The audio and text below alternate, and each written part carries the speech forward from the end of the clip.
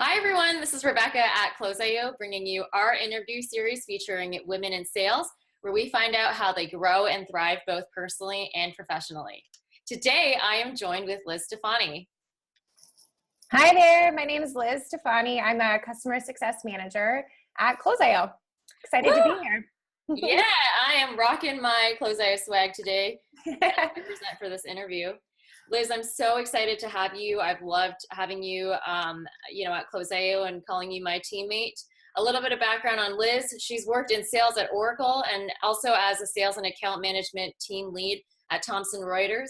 She graduated with a JD in law at the SSLC School of Law at the University of Memphis.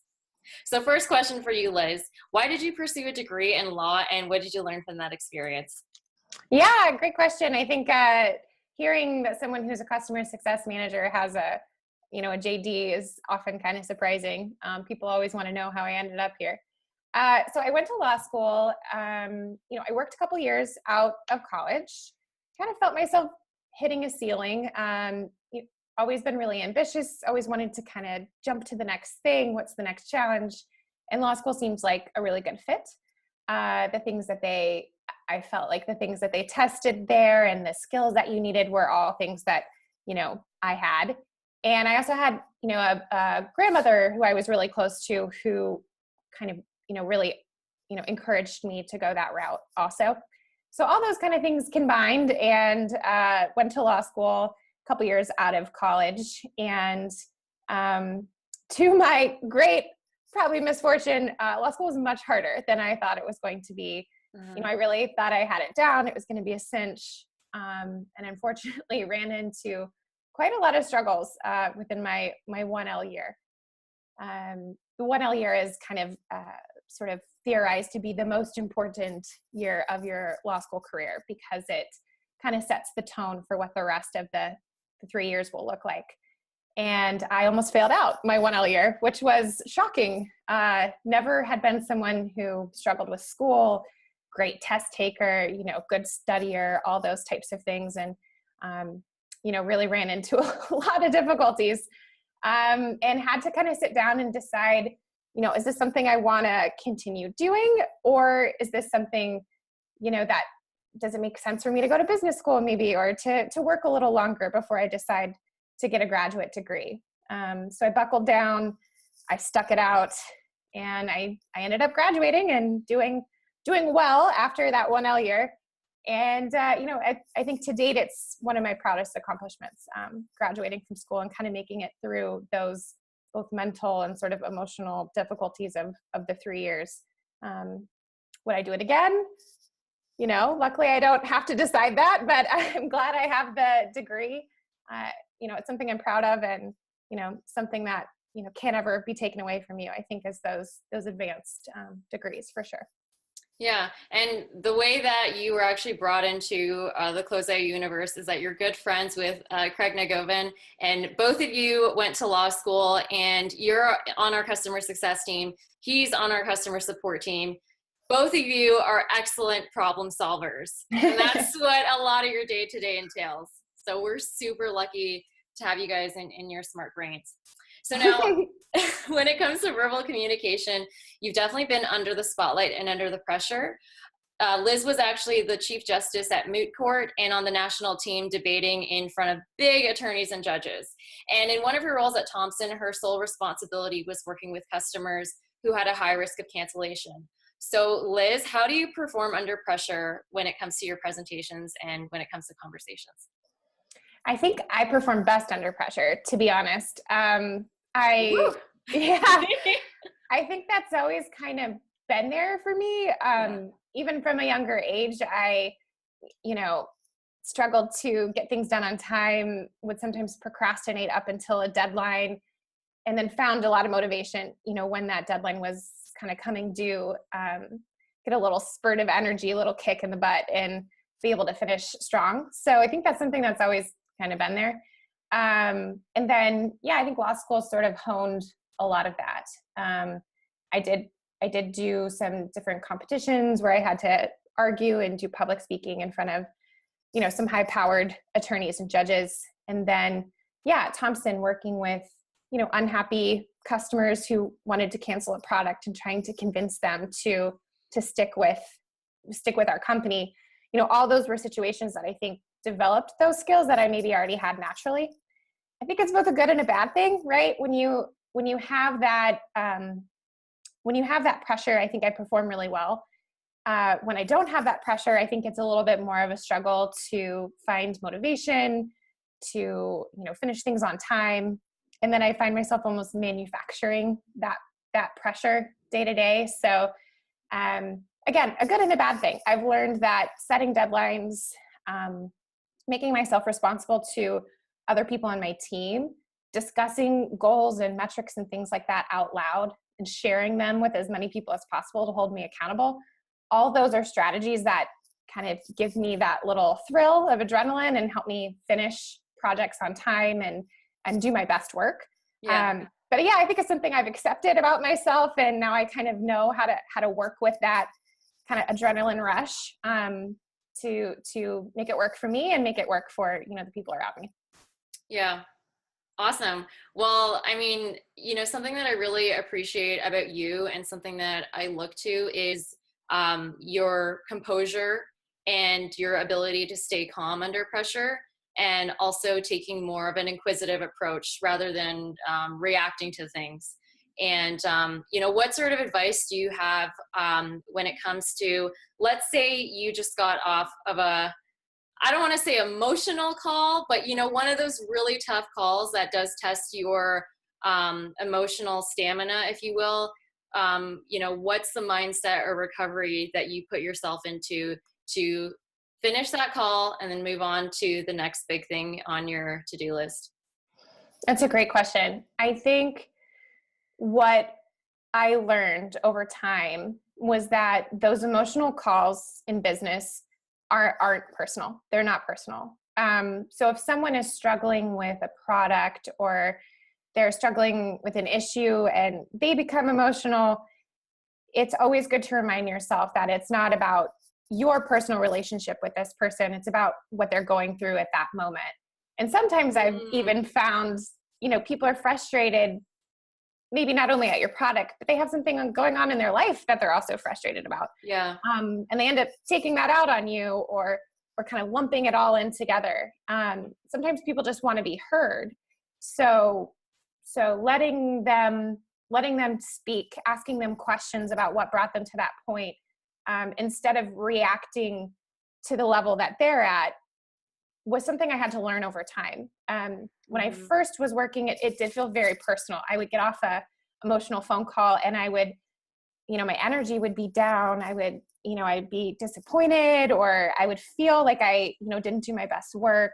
Their emotion affected my emotion. I felt, like I had failed in some way.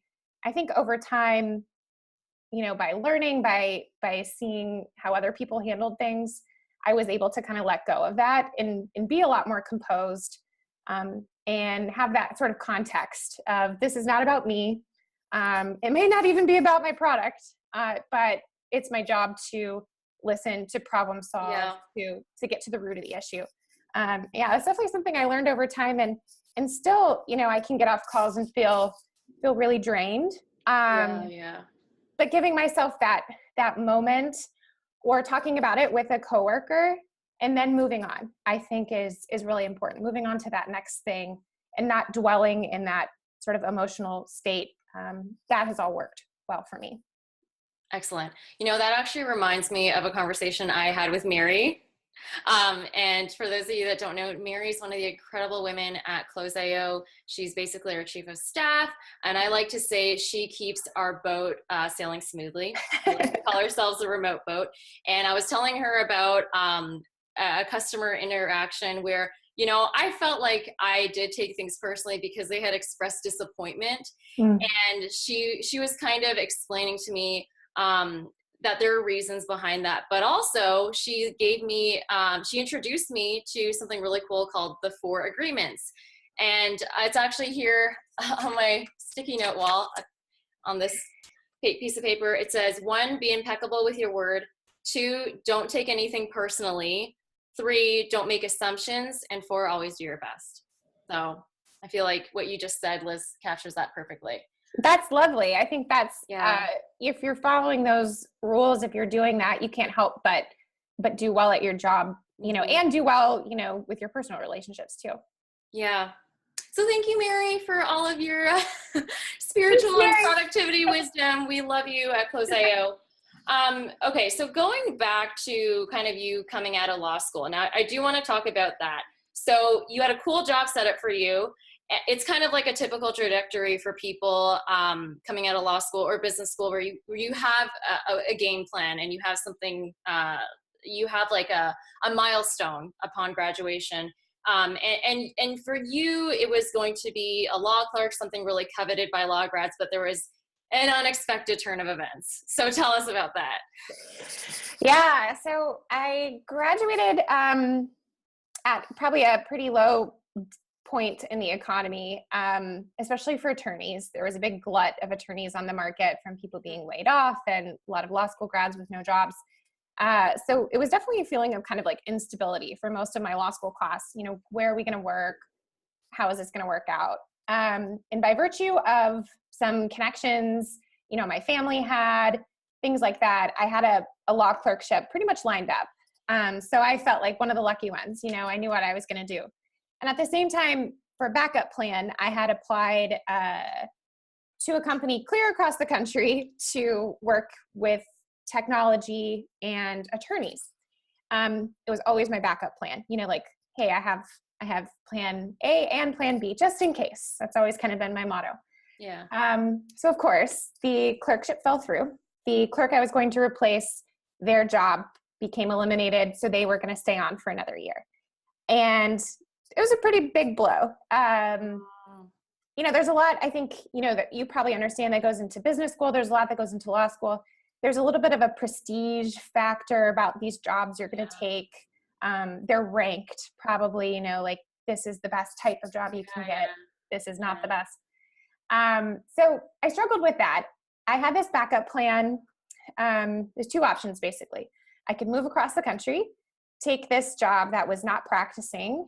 It was kind of cool, you know, an interesting job, but not anywhere where I thought I was going to be. Or I could wait a year, potentially volunteer my time, live in my parents' basement, not make any money. And being a pretty practical person with student loans to consider, I moved clear across the country and filled up my car with what I could carry and, you know, made that pretty big life shift. Wow. And it was, yeah, it was definitely probably a huge milestone moment for me. I still live here in Minneapolis, pretty far away from, you know, where I was originally in Tennessee. And I've been here for 5+ years and haven't looked back. So, you know, I think the lesson out of that was you can plan as much as you want, right? You can have this perfect plan of what your future is going to look like. And when it comes down to it, life doesn't work like that. And it was a little bit bitter for me. It was a hard pill to swallow. I felt like I had kind of somehow chosen this path that wasn't what people expected of me, wasn't living up to my potential. And I eventually had to let all that go and just say, this is the circumstances that I was given. This is what I chose.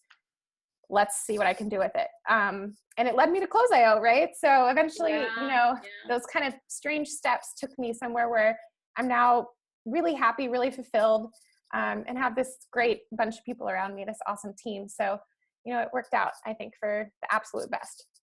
So would you say when it comes to disappointment, when it comes to difficult, you know, calls, emotional interactions, it's all about the art of letting go? Yeah, I mean, I think that's I think that's so much of it, because if you hold on too tightly, you are full of regret. You don't have an open mind to what could be potentially down your road. And I had to really work through that. Like, that's not something that came easily. I feel like it's so easy to say to everyone out there, you know, like, let go, like, you know, get over your disappointment. It was not easy. It took me, I still have, you know, these feelings of what could have been if I had maybe not taken that job. But I think you, at some point, to be successful or to even just fulfill your own potential, you have to kind of let that stuff by the wayside and let other people's opinions by the wayside. I was, I think, unduly influenced by what other people expected for my future. And I think when I started to kind of let that go, pare that away, look at what I wanted, things became easier, for sure. Sticking with the concept of games and game plans. So you and I, business school, for yourself, law school, we've sort of developed a comfort in rules, expectations. We like to be given clear rules and expectations and, fulfill them.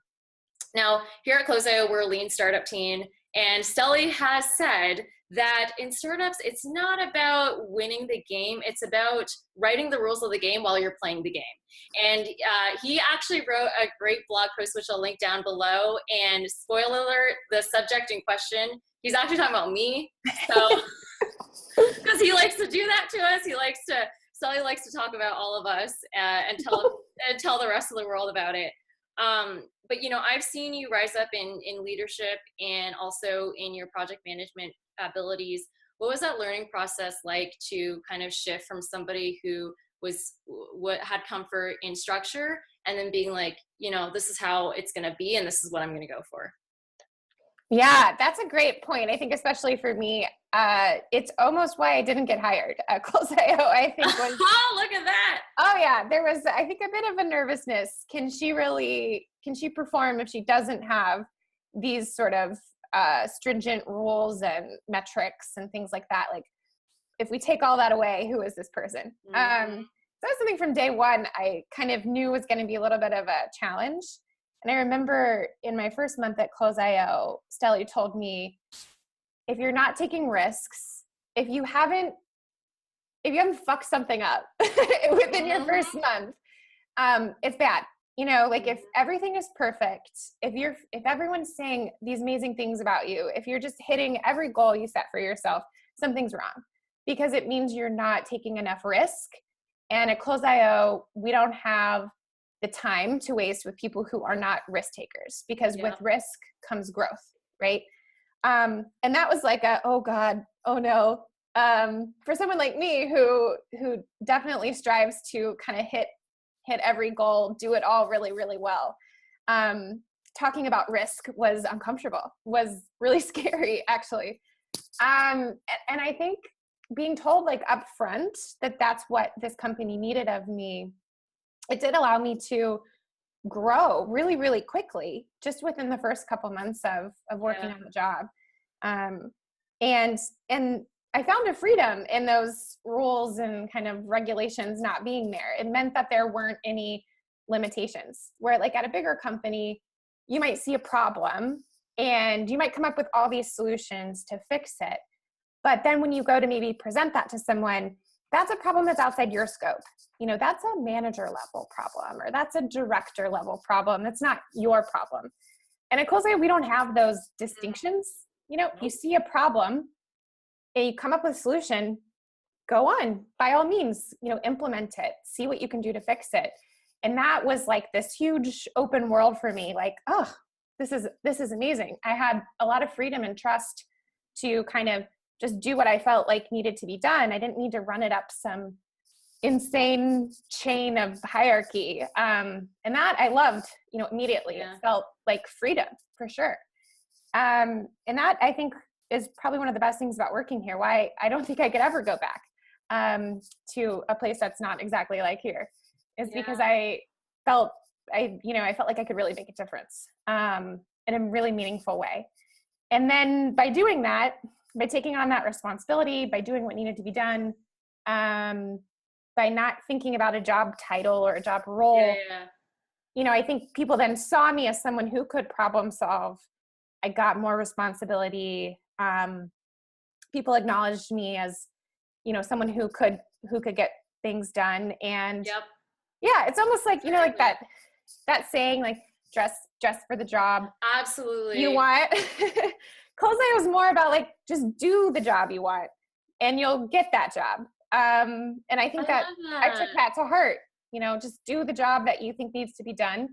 And eventually you'll be rewarded for that. And I have been. And that feels great, you know? Where's that quote from? I definitely know No idea. it's like a girl power quote I've heard many times before, like, don't dress for the job you have right now, dress for the job that you want. Mm-hmm. And I think it goes for acting like the person or the position that you want to eventually have. Yeah, and I was told that, Stelly had told me that one of the people I worked with closely on the team, Kevin, had told me that, just act as if you are the head of the company. Think of what you would want to do in that situation. Pretend like you have all of the power and authority and budget that you ever need, because that's how Close.io wants every single one of its employees to think. And Yeah. I don't ever want to work for a company that doesn't have that mindset, because you really get things done. And then you feel really empowered to make a lot of change at your company and do great things for, your company and for your customers. Yeah. And I think also going into that, the exercise that we're all basically directed towards is, once you have an idea, writing it down on paper. And I think that really creates a sense of clarity for yourself, but also to others, which are going to be involved in the implementation. So first, it's about having kind of the conviction to go for the change that you want to affect, and then also managing that in a way that is clear and is going to utilize everyone most effectively, so that we're all aligned, we're all in alignment. Now, speaking of that, I remember that when you first joined the team, you were a self-described yes person. So tell us what you meant by that, and how you've kind of evolved. Yeah, I think for me, this is a prioritization thing. So in my job experience and, school experience, when someone would ask you to take on, a responsibility or fulfill a task or whatever, it came from someone else other than yourself. My initial reaction always was to say yes, and then to prioritize that task above anything else I had on my plate, because someone asked me to do it and that was important. And that gave me a great reputation with my colleagues, right? Like, oh yeah, Liz will take on any project. Like, at my former, one of my former jobs, the running joke was, that sounds like a job for Liz, when it was usually something shitty. Because I would take it, because I would do it, right? I would get it done. And I learned very quickly at Close.io, this was not going to fly. Number one, because we're a small team. We don't have that kind of time. You have to be I think you and I have heard several times, you have to ruthlessly prioritize. Right. And sometimes that means telling people no. And sometimes that means asking them, is this important? Is this essential? Is this urgent? If so, I will handle it. If not, I'm not going to put it down on my list. And it took me a while to get over that yes mentality. I had to be told several times, like, you're doing a good job, but like, stop saying yes to everyone. So it was a hard lesson to learn. That had always been seen as a strength at any other place I had worked for. Because of course, like, here's this person who's going to do, this job for you. We love her. She's amazing. Not at Close.io. It's, what are you doing? Is what you're doing urgent and important? Not, did somebody ask you to do it? Are you doing it to build your reputation? Are you doing it to make people like you? That's not the game plan. That's not the goal. It's what's best for the company, what's best for our customers. Figure that out. If you have to tell your team members no, that is absolutely fine. That is recommended. That's a strength. And that was a definite mind shift for me, but it makes sense, right? It absolutely makes sense. And it's changed the way that I do my work. And I think it's made me far more efficient. And one of the things I don't think I would have learned if I hadn't come to Close.io, for sure. I think that's one of the, that is one of the core competencies and values of our team. It's also kind of just the way that, what has been called upon from us as quite a small team. I mean, we only recently got to less than 30 people. Right? And there's like so many things to do. Everyone's taking on a lot. Now, in terms of, learning to kind of prioritize and say no, we'll link down below in the description to a talk and a blog post that Sally has written on the importance of learning to say no. I feel like it was written about me. Who knows? I'm sure it was written by about so many of us, because that's what Sally does. But there's a lot. I think there's a lot of people on our team that I look to when it comes to learning how to say no, but in a way that's backed up. Definitely Stelly, also Anthony Nemitz, our co-founder, and also Phil Frio, our head of product. It's not that they're always saying no. It's just they're very clear on, the expectation that if you have an idea, write it down on paper and explain yourself clearly. And that almost self-selects people out of pursuing certain ideas, which I think is fine. And I think that's a great process to go through. It's kind of like a self-auditing. Yeah. And one of the values that we talk about a lot here is to value something, you have to devalue something else. Yep. You can't, not everything can be important, or not everything can be valuable. In order to make things valuable, that means you have to deprioritize something else. Otherwise you'll never get anything done. And that's, I think, a life lesson, right? That's like how we do product features. That's how I organize and structure my day. That's bled over into my personal life. And I, to be honest, I think this is something women in general kind of struggle with, is this feeling of always feeling like you need to say yes to prove yourself or to be likable. It's something there you go, guys. She said it. I mean, it's something I've heard. Just gotta tell it like it is. And if you can rid yourself of that, I think, and it's not going to be perfect, right? I still have those moments where I find myself saying yes to something, and later I'm like, oh, what was I thinking? Like, that was a terrible idea. You're not going to be perfect at it, but if you can do that, I think it brings a lot more structure into your day, and it makes you just a lot more efficient in general. And people respect you for holding your ground, for saying no, for saying not right now. I think people then realize you're someone that you've organized things, you're prioritizing, and you know exactly what place that particular task goes into. So yeah, something I struggle with, but I think a lot of women do, a lot of people do. But I think especially I've heard this from a number of colleagues and from girlfriends, both personally and professionally, is that need to say yes. So yeah, if anyone out there in the universe has extra tips for this, I would love to hear them. The last question I have for you is just about, your realization about routines and remote life. We talk about this so much, both in our women's group at Close.io and just in our weekly one-on-one-on-ones where we do sync ups in 3. What have you realized about, what works best for you when it comes to remote life? Yeah, when I first started, I never worked remotely before. So I found myself asking everyone for advice. What do you do? What works for you? Reading a lot online. And then it's funny, actually. The first day of law school, there was this lesson. There was a professor who came in and said, if it didn't work for you in undergrad, it's not going to work for you in law school. And they were talking about like a studying method.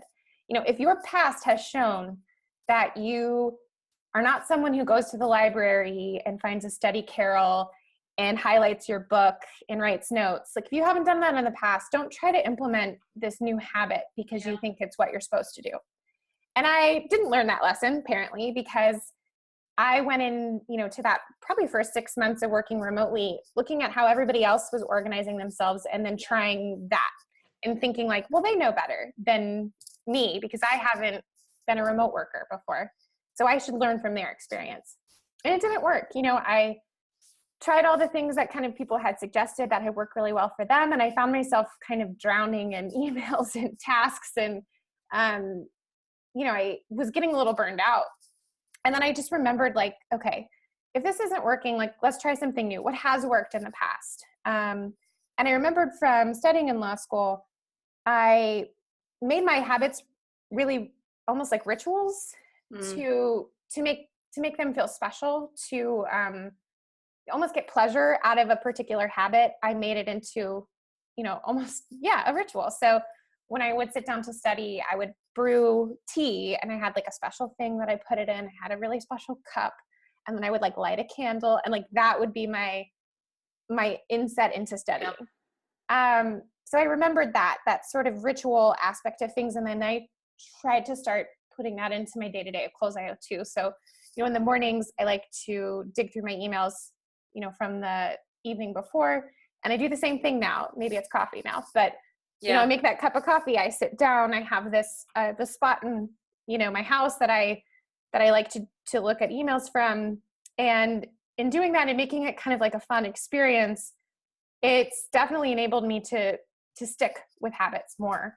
So that was something, I had to learn, that you can try things out, and just because it works for somebody else, it may not work for you.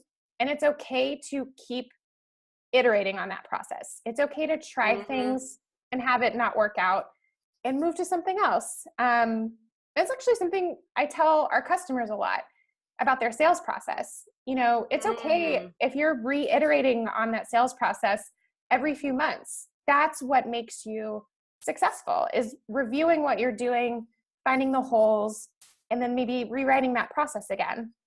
And I think that's okay. I think people sometimes think they have to stick with something for a really long period of time to find out if it actually works. And for me, it's the opposite. If it doesn't work quickly, I'm scrapping that plan and I'm starting something else. And that's been key, I think, for me. And then, passing that advice on in a sales context, I think has helped a lot of people too. There you go, ladies and gentlemen. Iteration is the key to self-mastery, and startup processes, sales processes, anything that you're trying to build, iteration is the key. Yeah. So on that note, Liz, where can people find you and connect with you? Yeah. You can message me on LinkedIn, and then my Close.io email address is liz@close.io. Please feel free to drop me a line. Awesome. Liz, this was such an awesome conversation. And I think it's actually a conversation that you and I would have at any time off camera, because this is the stuff that we love talking about. And I'm just so, happy and thrilled that we get to share this with the world. Yeah, Rebecca, and thank you for doing this. I've seen some previews of some of your other interviews, and I'm just so excited to see more and to understand and learn more from these people you're interviewing. This is a great project. Thank you for being here, Liz, and for adding to the conversation. Yeah. Thanks, Rebecca.